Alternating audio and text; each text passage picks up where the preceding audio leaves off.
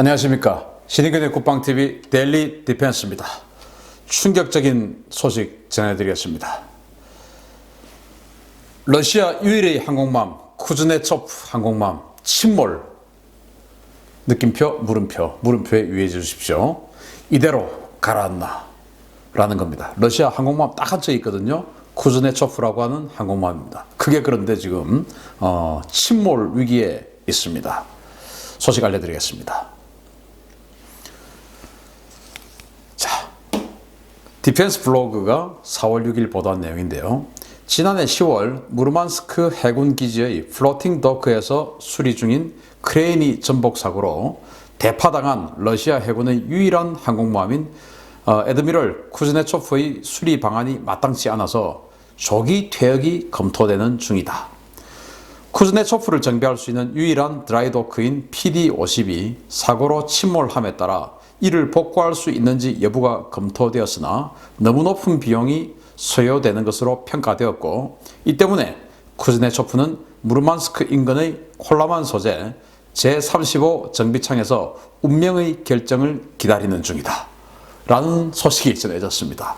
이렇게 해서 러시아 유일한 항모 쿠즈네초프는 사고로 인해서 퇴역을 할 운명에 처해지고 있습니다. 이게 도대체 무슨 소리냐? 쿠즈네초프가 침몰했단 말이냐? 뭐가 침몰했단 말이냐? 라고 물으실 분 계실 수 있는데요. 쿠즈네초프는 침몰하지 않고 사고로 그냥 지금 우리말로 그냥 빵꾸가 대단히 크게 나버렸습니다. 그런데 쿠즈네초프를 태우고 수리하고 있던 러시아 유일한 그 플로팅 도크가 침몰해버리는 바람에 이제 그 쿠즈네초프를 수리할 수 있는 방법이 없어진 겁니다. 그러니까 쿠즈네초프도 같이 사라질 운명에 처해지는 겁니다. 자세히 알려드리겠습니다. 러시아 유일한 항공모함 애드미럴 쿠즈네초프 간단하게 소개를 드리면요. 크기는 67,500톤입니다. 305m 길이에 폭은 72m입니다. 추진 방식은 전기 보일러식이고요. 함재기는 수호이 33 전투기 12대 그리고 카모프 32 헬기 18대가 탑재됩니다. 이게 바로 그 중국의 지금 현재 있는 항공모함 랴오닝 항공모함의 원형입니다. 랴오닝 항공모함하고 똑같은 항공모함의 1번 함이 바로 쿠즈네초프고, 랴오닝 항공모함은 그 마지막 항공모함인 바르야그라는 항공모함이었는데, 우크라이나에서 건조 중에 소련이 해체되는 바람에 우크라이나는 항공모함이 필요가 없어졌죠. 그래서 그것을 중국이 2천만 달러의 고철값으로 사가서 지금 운영을 하고 있는 겁니다. 이 쿠즈네초프 항공모함은 소련의 대양 해군 건설 계획에 따라서 1985년 진수된 중항공 로켓 순양함입니다. 전통적인 소련 항모 설계 사상에 따라서 192발의 대공 미사일과 12발의 초음속 장거리 대함 미사일을 탑재한 중무장 단거리 이륙 그리고 즉 어레스트 와이어로 착륙하는 그런 방식의 항공모함입니다. 자, 12발의 초음속 장거리 대함 미사일이 어디 있냐? 지금 사진이 작아서 잘 보이지 않으실 수 있는데요. 여기 보시면 이 갑판 중간에 하얀색 사각형이 보입니다. 이 하얀색 사각형 저 부분이 열리면서 저 안에서 미사일이 나와서 미사일을 쏘는 방식인데, 저 사각형 내부에 초음속 대함미사일이 무려 12발이 탑재가 됩니다. 그러니까 이제 대단한 나름대로 스스로의 공격력도 가지고 있는 그런 항공모함이니까, 그래서 이제 러시아는 이것을 중항공 로켓 순양함이다 이렇게 불렀었습니다. 이것은 이제 마지막 함이 바르야그였고, 그 바르야그는 중국이 지금 랴오닝으로 쓰고 있죠. 자, 그런데 이렇게 러시아 유일한 항모는 트러블 메이커입니다. 여기 한번 보십시오. 미국의 내셔널 인터레스트지가 선정한 세계 최악의 항공모함 탑5에 선정됐습니다. 그러니까 현존하는 또는 항공모함이 처음 생기고 나서 지금까지 존재했던 모든 항공모함 중에서 탑5에 들어갈 만큼 최악의 항공모함이다 라는 겁니다. 그 중에서 이제 1등은 그 2차 대전 때 일본이 자랑하는 야마토라고 하는 순양함이 있습니다. 그 야마토 순양함을 개조해서 만든 항공모함이 있었는데 싸워보지도 못하고 바로 침몰했던 항공모함이 있거든요. 그게 1등인데 어쨌든 이렇게 탑5에 선정될 정도로 최악인데 왜 그러면 이렇게 탑5에 선정을 했을까요? 일단은 최악의 신뢰성을 가진 전기터빈 동력 장치입니다. 자, 예를 들어서 이 전투함이라고 하는 것은 뭔가 비상이 걸리면 빨리 출발하고 뭐 빨리 작전에 투입하고 이렇게 해야 되지 않겠습니까? 우리 해군만 해도 15분 대기 이래가지고 15분 만에 그냥 뭐 팍 해가지고 출항하는 시스템 다 가지고 있거든요. 근데 이게 전기 터빈이니까 이 전기 보일러를 가열시키고 하려면 시간이 좀 걸려요. 그래서 출항하는데 시간이 상당히 많이 걸린다라는 것이고, 그리고 이제 이 전기 터빈이 항상 그런 출력을 내는 게 또 아닌가 봅니다. 지나치게 큰 함재기 크기, 지금 합성 사진입니다. 사실 이 수호이 33 함재 전투기가 추락하고 있는 모습을 보이고 있는데, 이 수호이 33 전투기의 원형이 수호이 27 그리고 수호이 30 이런 것들이죠. 이 프랭크 시리즈의 전투기가 너무너무 덩치가 큽니다. 길이가 20m가 넘거든요. 이러다 보니까 너무 덩치가 큰 데 비해서 이 쿠즈네초프 항공모함은 67,500톤이니까 미국의 니미츠급 항공모함은 10만 톤이잖아요. 그것보다 훨씬 덩치가 작은데 함재기는 10만 톤짜리 항공모함에 들어가는 슈퍼 호넷보다 훨씬 덩치가 크다 보니까 이게 몇 대 못 실는 겁니다. 그래서 함재기 덩치는 너무 큰데 상대적으로 비좁은 비행갑판이 문제가 되고 있습니다. 그리고 설계 결함에 따른 강제 착함 장치, 즉 어레스팅 와이어, 이게 이상 작동하고 내구성이 문제가 있습니다. 어레스팅 와이어는 항공모함 갑판에 이제 하나 또는 두 개가 있습니다. 그래서 이 줄을 딱 만들어 놓고 이 전투기가 착륙하면서 뒤에 꼬리 부분에 있는 고리로 그 줄을 딱 겁니다. 그러면 이제 줄에 의해서 강제로 비행기가 스톱을 하게 되죠. 그러면은 줄에 걸려고 하면은 이 줄이 평소에는 편편하게 바닥에 있다가 비행기가 착륙할 때쯤 되면 줄이 위로 살짝 올라와야 됩니다. 그런데 착륙을 하는 마당에 줄이 안 올라오면 어떻게 됩니까? 전투기는 이 줄을 걸어둔 줄 알고 속도를 만약에 줄인다면은 그냥 그대로 진행해서 바다에 빠져버리겠죠. 그래서 주로 이 전투기들은, 항공모함에 착륙하는 전투기들은 착륙할 때 착륙을 하는데도 풀파워로 착륙합니다. 왜? 줄에 못 걸면 바로 다시 터치 앤고 해서 이륙을 해버려야 되거든요. 그런데 이 강제 착함 장치가 얼마나 문제가 많은가 하면 안 올라와서 못 끄는 겁니다. 그렇게 해서 추락하기도 하고, 또 걸기는 걸었는데 이 줄의 강도가 약해가지고 끊어져 버리는 겁니다. 왜냐하면 이 수호이 22가 워낙 덩치 크고 무겁고 하다 보니까 끊어져 버리는 거예요. 물론 뭐 미국은 이거보다 훨씬 큰 수송기도 걸어서 그냥 스톱시키는데 어쨌든 소재가 안 좋겠죠. 그렇게 해서 끊어져 버리는 겁니다. 그래서 그런 문제들이 발생을 하고 있는 거예요. 참 어이없는 문제들이죠. 제가 이 실전 사례를 조금 이따가 알려드리겠습니다. 아주 재밌습니다. 또 중앙갑판의 그 대형 미사일 발사관, 아까 제가 사각형, 하얀색 사각형 말씀드렸지 않습니까? 그게 바로 항공기가 이륙하는 그 중간에 있는 거예요.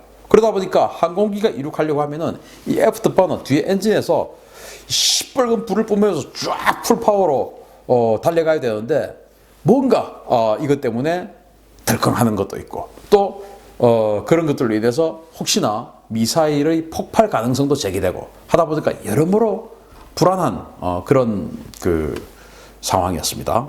이래서 러시아 유일 항모는 트러블 메이커다, 이런 별명이 붙어 있었습니다. 그런데 말이죠, 2016년 11월 달에 이 쿠즈네초프 항공모함이 생애 첫 실전 투입이 됐습니다. 바로 시리아입니다. 시리아에 원래는 미국이 시리아의 아사드 정권을 제거하기 위해서 시리아의 그 반군을 지원했습니다. 반군을 이제 CIA들이 지원해서 이게 아사드 정권을 무너뜨리게끔 이렇게 작업을 다 해가는데, 아사드 정권은 러시아의 푸틴하고 가깝죠. 그래서 푸틴 대통령은 아사드 정권을 살려주기 위해서 이 시리아에다가 공군과 해군을 배치를 합니다. 그러면서 명분은 IS를 폭격한다 라고 하는 명분을 가지고 국제사회의, 특히 미국의 강력한 반대에도 불구하고 시리아에다가 군대를 배치를 해버렸어요. 그리고는 이제 IS를 공격한다고 하면서 미국이 지원하는 반군을 계속 폭격하는 겁니다. 그래서 미국과 지금까지도 사이가 그로 인해서 되게 안 좋죠. 그때 이제 IS를 공격한다라고 하면서 글은 그렇게 쓰고 실제로는 반군을 공격하는 것으로 읽는 그런 상황으로 쿠즈네초프가 실전 투입이 됐어요. 그런데 쿠즈네초프 항공모함에는 두 가지 종류의 전투기가 탑재되거든요. 러시아는 항공모함용 탑재 전투기가 두 가지 종류가 있어요. 바로 미그 29K 펄크럼 계열의 전투기고요. 그리고 수호이 33 플랭커 계열의 전투기, 이렇게 해서 두 종류의 항공모함 탑재 전투기를 보유하고 있습니다. 인도에 이 미그 29K 전투기를 수출을 했어요. 자, 2016년 11월 달에 첫 번째 사고가 발생합니다. 미그 29 전투기가 작전을 하고 돌아옵니다. 돌아오는데 이제 착륙을 해야 되죠. 착함을 해야 되는데 어레스트 와이어가 올라와야 되지 않습니까? 올라와야 되는데 안 올라오는 겁니다. 그래서 항공모함에서 급하게 이제 이걸 수리를 해야 되죠. 빨리 올라와야 지금 저 미그 29가 착륙을 할 텐데, 그래서 미그 29에게 기다려라, 하늘에서 선회를 하면서 기다려라. 그러면서 이제 그 사이에 빨리 수리를 하겠다라고 하는데 이 펄크럼 전투기는 기다리다가 결국은 연료가 다 돼서 바다에 추락하고 말았습니다. 근데 그 조종사 심정이 어땠겠습니까? 물론 그 이젝션 버튼을 눌러서 자기는 뭐 탈출을 했겠지만 그 탈출을 감행하는 그 순간까지 정말 조종사는 공포에 떨었을 겁니다. 그렇게 해서 정말 어이없이, 너무나 어이없이 이 어레스트 와이어 줄이 바닥에서 안 올라오는 바람에 이거 수리하는 동안에 하늘을 맴돌던 전투기가 기다리다가 추락했어요. 이 쿠즈네초프 항공모함에는 공중급유기가 없습니다. 그리고 이 펄크럼 전투기도 공중급유 받는 능력이 없었어요. 그러다 보니까 추락해버렸습니다. 자, 이런 엄청난 망신을 당한 이후 불과 한 달 만에 그 다음에 수호이 33 플랭커 전투기가 작전을 마치고 돌아옵니다. 이때는 이제 수리를 했으니까 어레스트 와이어가 잘 올라왔습니다. 그래서 쫙 착륙해가지고 줄을 딱 걸었습니다. 걸었는데 쭉 가다가 줄이 터져버린 겁니다. 그러니까 이제 브레이크를 줄에 걸렸으니까 이 조종사는 당연히 자신의 엔진을 끄고 브레이크를 쫙 밟죠. 그런데 줄이 터져버리니까, 브레이크는 밟았는데 줄이 터져버리니까 어떻게 됩니까? 바다로 빠져버렸죠. 그렇게 해서 불과 한 달 만에 미그 29 한 대, 수호이 33 한 대를 바닷속에 수장시켜버리는 그런 엄청난 망신을 당했습니다. 그게 쿠즈네초프의 첫 실전 투입이고 유일한 실전 투입이고 앞으로는 실전 투입이 없을 것 같습니다. 왜냐? 이제 퇴역할 가능성, 침몰할 가능성이 있거든요. 자, 왜 침몰하냐? 바로 업그레이드 공사 중에 박살이 나버렸습니다. 이 쿠즈네초프 항공모함의 크레인 붕괴 사고인데요. 바로 2018년 10월 3일 날 있었는데 지금 공개되고 있습니다. 수명 연장 및 업그레이드 공사를 위해서 쿠즈네초프가 올려져 있던 플로팅 도크의 크레인이 무너지면서 후방 갑판을 대파시키고 인명피해가 발생한 사고입니다. 이렇게 해서 플로팅 도크 바지선은 침몰했으며 항모는 심각하게 훼손됐습니다. 4m 곱하기 6m의 큰 구멍이 뚫려버렸어요. 이 플로팅 도크 아시지 않습니까? 도크가 있고 배가 있으면은 그 밑에 도크가 쑥 들어가서 다시 도크는 다시 물 위로 부상을 하면서 배를 공중으로 물 밖으로 띄웁니다. 이게 이제 플로팅 도크인데 불행한 사건이지만 과거 세월호가 침몰했을 때 플로팅 도크로 그 인양을 하는 그런 계획들도 초반에는 있었죠. 그런 것처럼 플로팅 도크는 그렇게 그 대단히 고난도의 기술을 요하는 건조 기술을 요하는 그런 배입니다. 러시아 군함들은 대형 군함들은 이렇게 플로팅 도크에서 수리를 합니다. 그런데 문제는 러시아는 이 플로팅 도크가 입에 하나뿐입니다. 그런데 이게 지금 공사하다가 이 플로팅 도크 공사를 하니까 플로팅 도크 양쪽에 큰 크레인이 있었겠죠. 이 크레인이 무너져 버린 겁니다. 무너져서 이 크레인이 이 쿠즈네초프의 갑판에 꽂혀버린 겁니다. 꽂혀버리고 한 상황에서 이 플로팅 도크는 침몰하고 쿠즈네초프는 바다에 둥둥둥둥 뜬 거죠. 그걸 이제 지금 끌고 와서 육지에 지금 부두에 계류를 시켜놨는데 문제는 구멍이 나 있는 상태의 이 쿠즈네초프를 수리를 하려고 하면은 또 다른 플로팅 도크가 있어야 되는데 러시아는 없습니다. 큰일 난 겁니다. 러시아는 그렇게 해서 러시아 유일한 대형 드라이도크, 플로팅 도크를 상실했습니다. 이 플로팅 도크는 PD-50이라고 하는 제식명인데요. 크기는 330m, 그리고 넓이는 80m입니다. 그러니까 쿠즈네초프보다 약간 크죠.